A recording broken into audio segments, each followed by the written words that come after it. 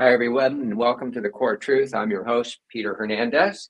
And as you saw in that little opening video, that's where we work on the beautiful coast of California. That is the Malibu coast, actually. And today I'm very, very excited to have Alessandro Corona with me on the call.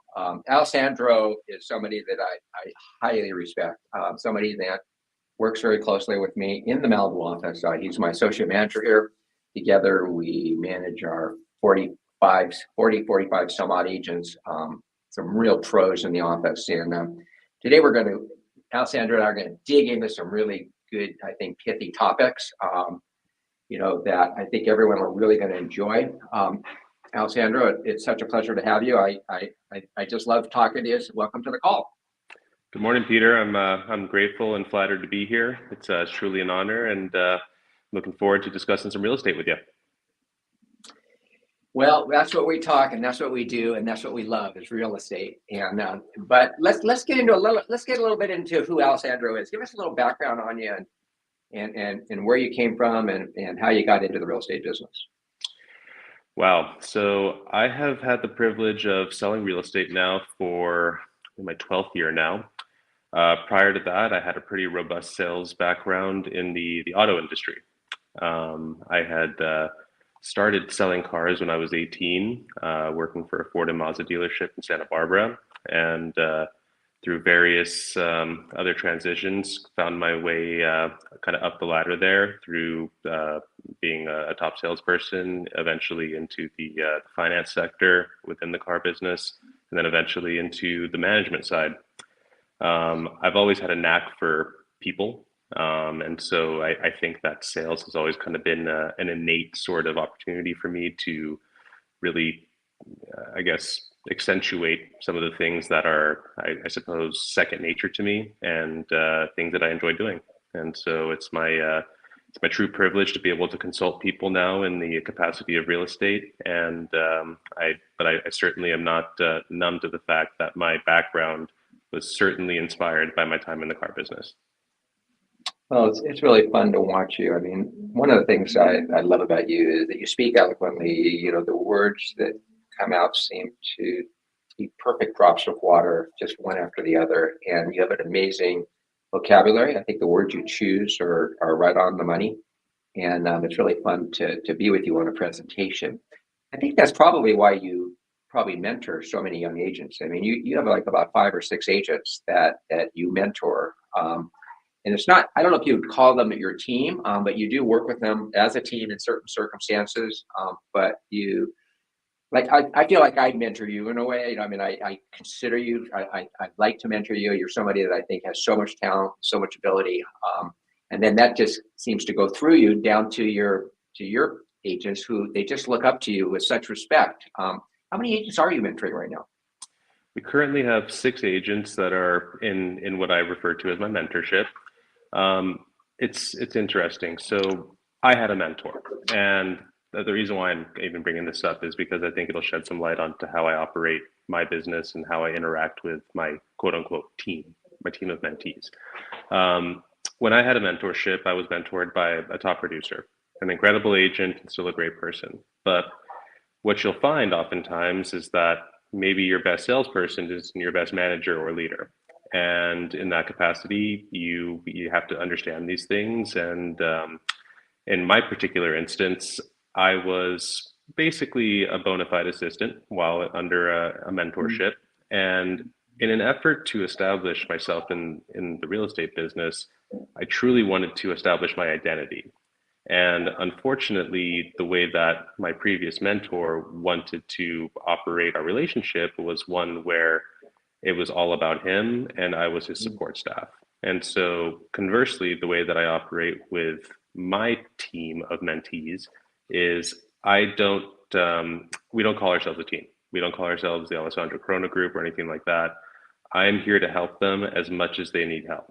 And they will remain dignified, and they will also always have their names on the deals that they produce on. That's somewhat uncommon. And once again, I'm not calling out any other agents that have a business that operates like that, to each their own. But in my opinion, there's more longevity in relationships with people so long as you make them feel taken care of, and so long as you also ensure that you are helping contribute and build their success.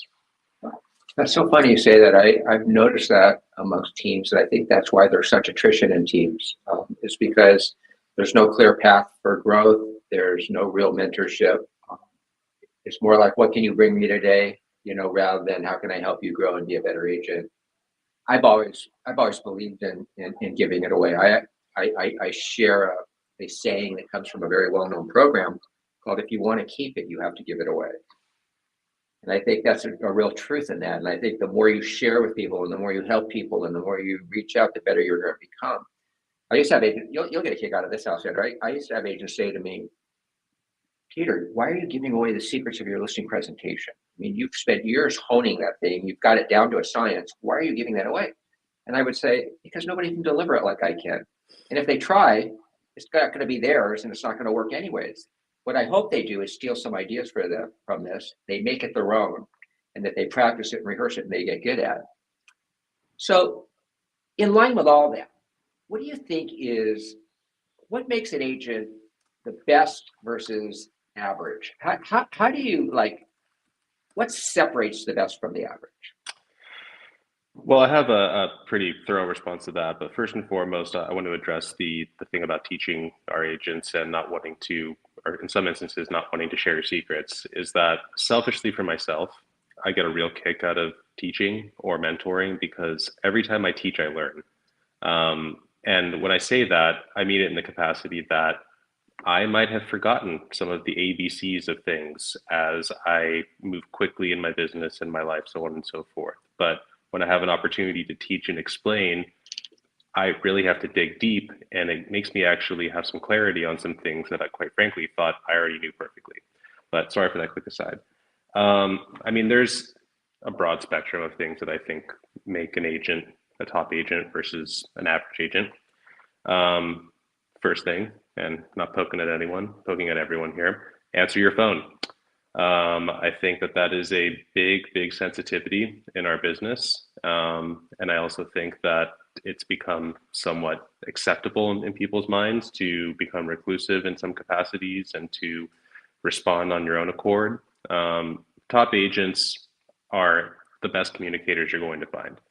Um, they may not always be the most gentle communicators, but they will make their point heard, and the information that needs to be conveyed will be conveyed accurately, timely, and with conviction. Above and beyond that, I mean, once again, I know it seems like a broad topic, but having general market expertise and knowledge. Um, but I think paired with that, there needs to be a profound level of confidence because if you don't know what you're talking about, it doesn't matter how smooth you are. Granted, there's opportunities to fake it till you make it until you get exposed. And so, in my opinion, some of the things that tie into being a top producer is one, having confidence in yourself, your presentation, and your knowledge, but two, being able to communicate it properly. Additionally, I think top agents have an incredible sense of client relationship management.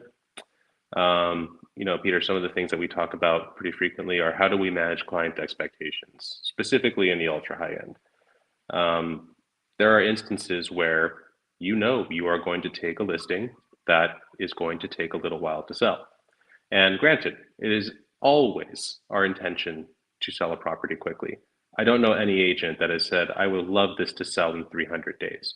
No, that is not the case. But however, it's important to have these conversations up front with your clients, specifically if you have that gut feeling. You are only as good as the information and the rhetoric that you convey to your clients. If it seems that you are being reactive as opposed to proactive, that is an immediate red flag for your clients. And unless they have all the time in the world, they're going to find someone more effective than you.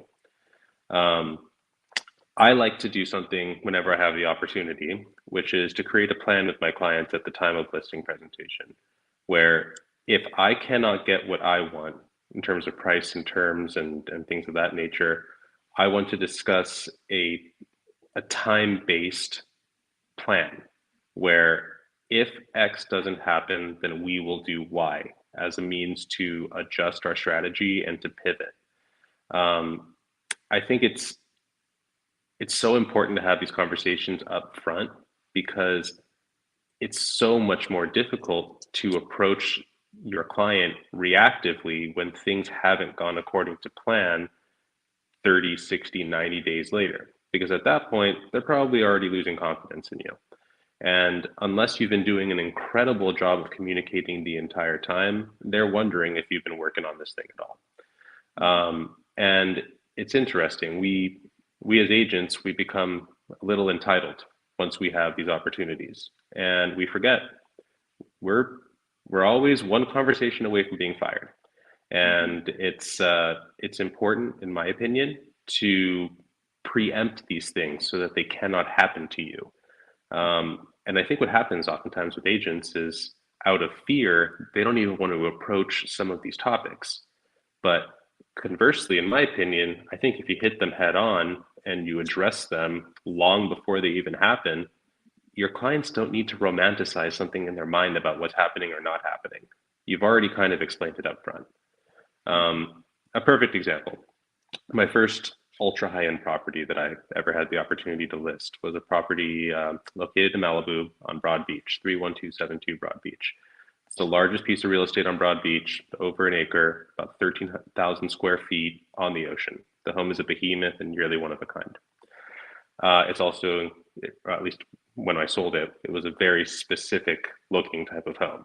And once again, an incredible home, but not necessarily for everyone. Kind of looked like a palace on the beach.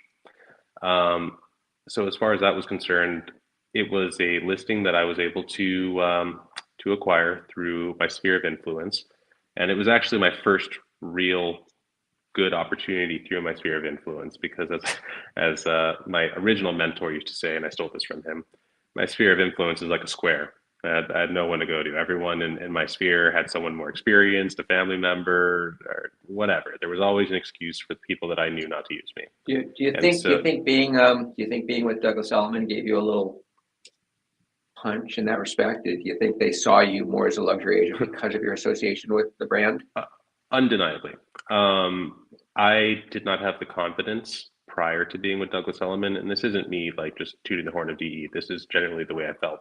You can toot the horn. We should. We got a nice car. Well, we certainly do. But no, but I'll say truly and authentically, when I aligned with Douglas Elliman, I had the true sense that I had a company to leverage in addition to the skills that I already had. And granted, I came from another high-end firm, so to speak, prior to Douglas Elliman. But the way that it was run and the way that I guess the branding worked and the marketing went, I just didn't have the confidence to pursue some of the opportunities that I truly wanted to. I mean, and that's the reason why I got in real estate in the first place. I mean, once again, nothing against selling, $300,000 to $500,000 condos or anything like that, but I wanted to sell 8-figure properties. That was my goal. And granted, I'll tell you right now, I know plenty of agents and teams that sell under $1 million and are more successful than me. And so as far as I'm concerned, there's many ways to skin a cat. It's such a bad actually analogy, forget that. But at any rate, so anyway, so you get the listing on Broad Beach and you got it's over an acre. Yeah, it's a great house, but it's not the current trend. I get this garishly large property. Yeah. And at any rate, as soon as we get the opportunity, I was basically told by the sellers that they were very apprehensive to use us because they had other relationships with other top agents here in the city, and some of the agents are very prominent.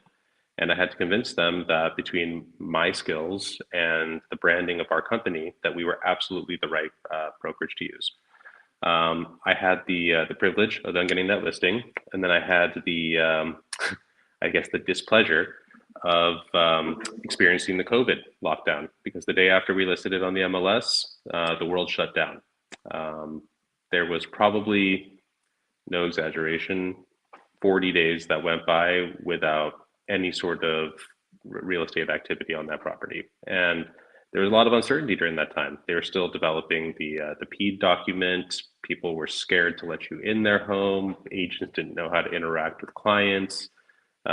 We weren't certain that we could even be face to face with clients. There was the ambiguity of, do you just let someone in a house and walk around and expect them just to show it themselves? Like, how does it work? But through patience and through communication with my clients, I was able to keep them somewhat calm in understanding that it wasn't just their property that wasn't being shown or sold. It was the general market as itself had completely stopped to a halt. And then fortunately, as time went by, I mean, as I think a lot of us that experienced the COVID market, things became very fruitful because there was a kind of a how do I describe it? A desire to get out of your house, and people started becoming really critical of the homes that they were in, and specifically people in high density population centers.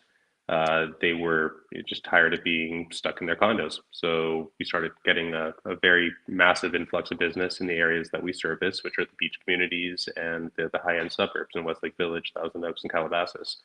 And so fortunately, things started working. But at any rate, while we were producing, we were still having to maintain the expectations of a very eager seller in a kind of, I guess, aggressive market at that point in time. But the house still was the house, and there was still only going to be a specific buyer.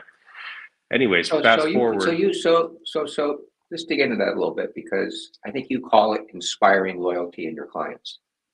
And at this point is now the litmus test. You've sold them the bag of goods. The listing's on, you're telling him there's issues with COVID and this and that. And he's looking at you like, yeah, but I still want my house sold.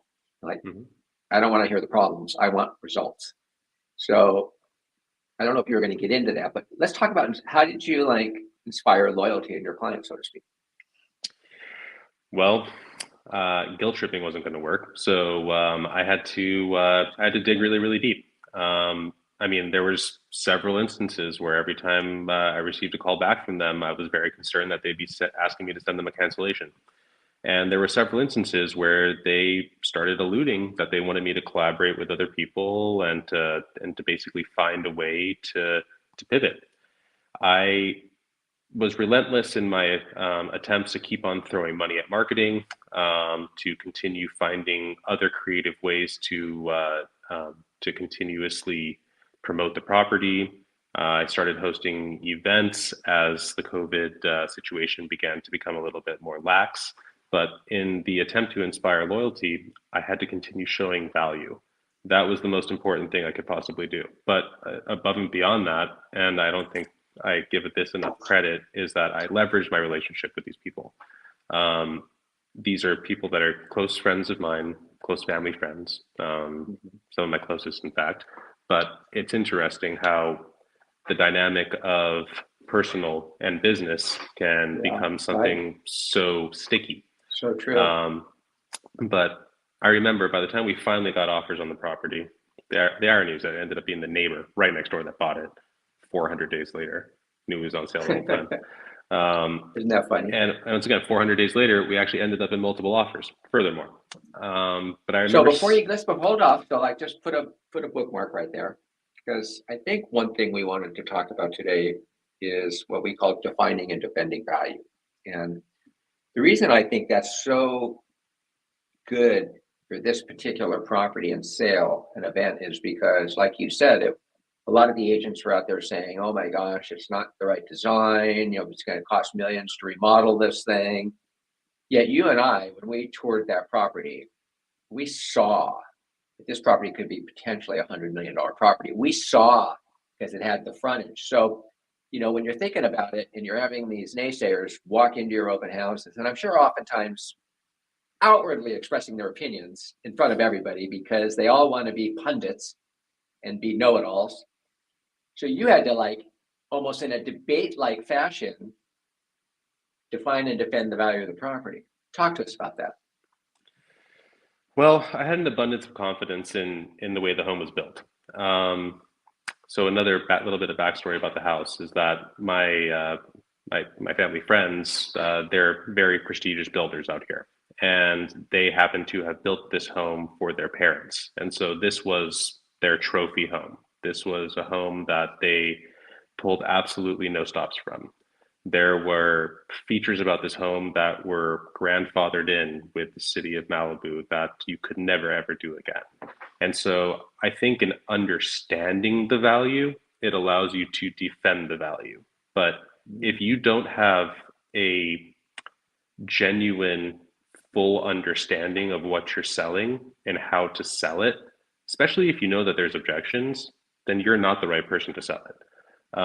I knew up front this home is yellow with pillars, and it was enormous. And once again, incredible, but still a home that I think people weren't terribly excited about. Plus, every time that we would show it to someone that would see the vision, they started just thinking of the dollar signs of what it would be to fix it up.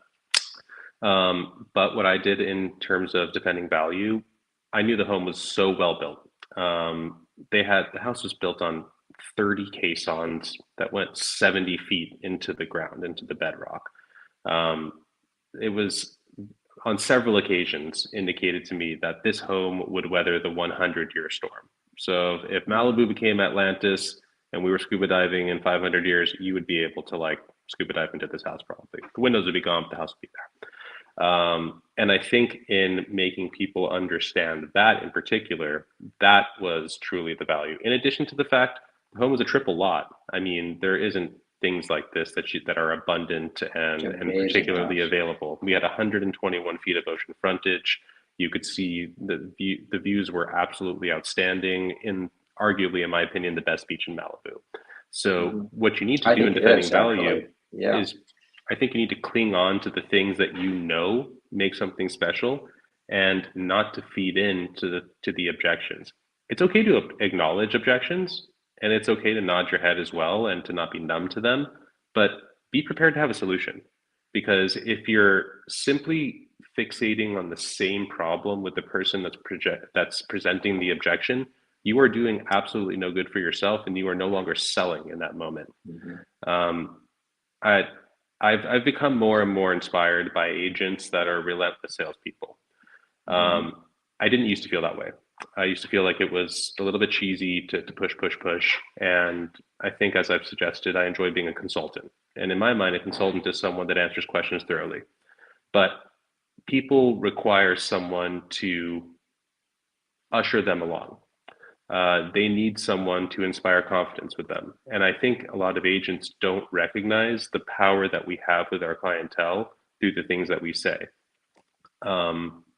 Hence why I believe I'm very careful with my words, because in my opinion, and I think you believe in what you're selling. Like if you're just selling something you don't believe in just to make a sale, that's one thing. But if you really believe in the property and you believe in the market and you believe in these things, which I would never take a listing if I didn't really believe in it. Then that's a whole different story. Then we're not cheesy. Then we're not the pushy salesperson. We're just like you said, inspiring confidence in the buyer, and then that becomes their story, and it becomes their home and their victory, so to speak. So to me, that's 100% what defining and defending value is. Like you said, you nailed it. You nailed it because you said grasp on to those positive aspects of the property that override and are more important than any of the other stuff people are bringing up. Which brings me to my next topic, which is really cool. What do you do when the market throws you curveballs? Like sometimes you'll take a listing and everything is really, really cool, and then Mother Nature pours rains and you have a landslide. Or, insurance companies decide to pull out of the market. Or right when you list the property, the interest rates tick up a couple points. Or COVID, or whatever, you know what I mean? So there's all of these things that are, as real estate agents, unpredictable. And, they don't always happen. Sometimes it's smooth sailing, but most of the time we hit a little chop, don't we? Yeah. It's funny. I think that I don't know what I did in my past life, stepped on the wrong ladybug, but I always get the tough ones. And so I think I have a pretty good understanding of what your question is. So, I mean, first let's talk about the type of curveballs. Here in California, in the last few years, insurance companies have failed. Peter is well aware of the situation. I sold a property in an area that was ravaged by the Thomas fire back in 2018, and the property was outstanding, the rebuild, but unfortunately, it was located in what was defined as an extremely high hazard fire zone, and this property took forever to sell. Also, it was another very specific, incredible. It was kind of a modern Japanese Scandinavian. It was like a work of art. The place was incredible, but not for everyone. Once again, it was unique. By the time we finally got it in contract, we were expecting that. All right, great. Finally we the hard part's over. But then, to your point, the curveball. The home was uninsurable, at least at that point in time. We became very creative.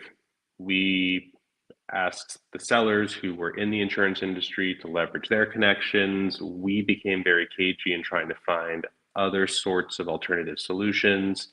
At the end of the day, it became a very, very chippy sort of end of the sale. But I think what we had to do is remind everyone that the buyer has an interest in this property and wants to buy it, which is the reason why they wrote the offer. And the seller has an interest in selling, which is the reason why they have made accommodations for this buyer in order to purchase. And I think keeping everyone mentally sound in that capacity so that they understand the end goal as opposed to getting caught up in the problem was extremely important.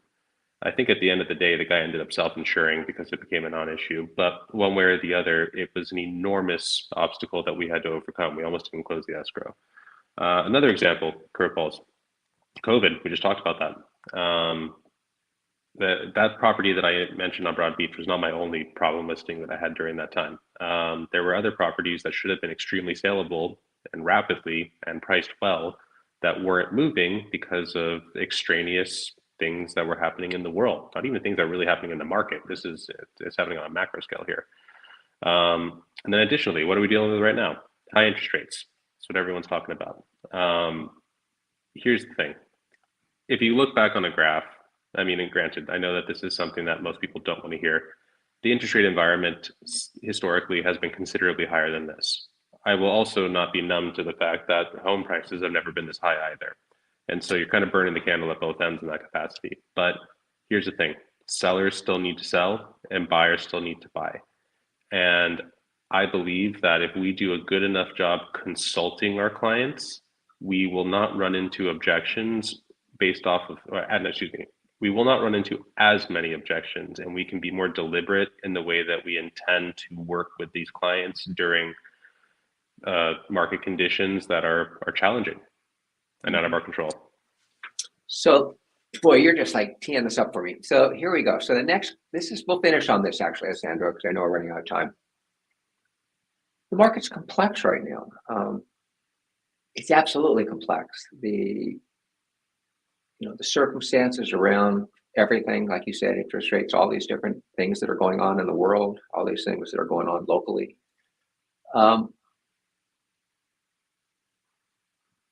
It's become more important than ever, I think, for buyers to work with an agent that is really skilled and competent.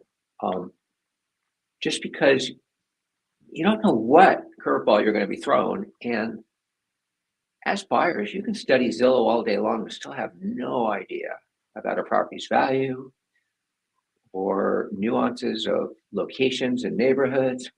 Let me ask you this: like when you first meet with a buyer, and maybe you don't know them, it's not a referral. How do you conduct that first interview? Kind of how I learned how to consult people in the car business. One of the things that we were taught was to always ask people when they first came on the lot, are you adding or are you replacing? And when they were adding, we knew that they were getting something extra. But when they were replacing, the first thing we ask is about the trade. Okay, you're replacing, tell me about your trade. What you'll find out when you ask that question is why are you needing to buy?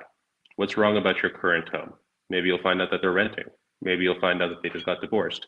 Maybe you'll find out that the in-laws are moving in. Maybe you'll find out that the wife is pregnant. There's a myriad of things that you'll discover.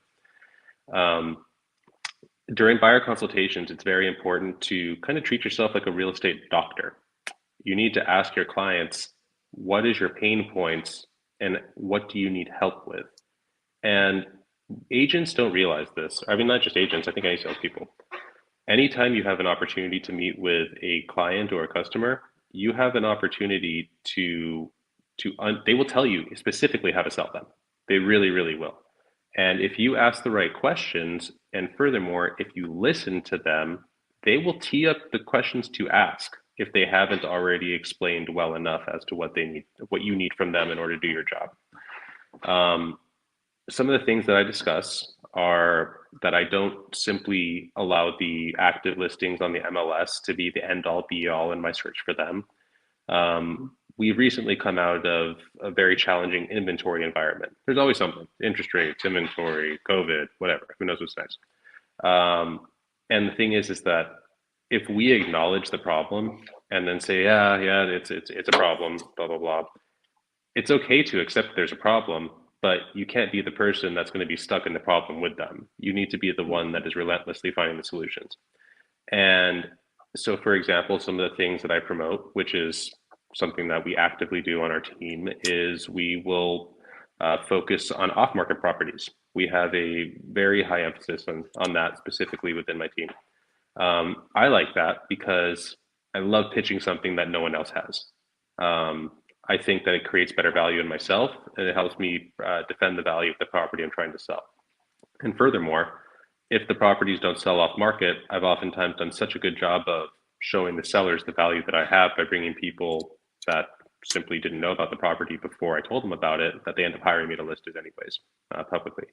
But in regards to buyers, it's simply relentlessly finding ways to provide them a solution. Because if you're not providing a solution, then you are simply in that car with them, buckled into that problem. And as far as I'm concerned, the moment that you stop providing solutions is the moment that they do not need you anymore. And you should feel like you're on the cusp of being fired. But by the same token, I want everyone to accept the fact that there's going to be some days where you do not uncover anything and you kind of strike out. Let your clients know what your efforts were. Let them know that you're still looking. Let them know the next plan that you have to help them provide the solution that they need. And I just think that by being proactive in that capacity, you're never on the back foot. Because unfortunately, in this business, a lot of clients aren't loyal. But the clients that are less loyal are oftentimes the clients that didn't see the value you were providing in the first place. I love it. Well, we ran over, but some really valuable information was imparted and your wisdom is appreciated. So thank you so much, Alessandro, for being on the Core Truth today and being part of this call. It's really dedicated, I think, to your mission, which is to give back and to help others, and not only with your clients, but young agents that look up to you and respect you and, that you actually mentor. So it's really, really appreciated that you spent the time sharing with us. And I'm really happy that you did this call with me today. Thank you so much. My pleasure. Thank you for having me, Peter. I appreciate it.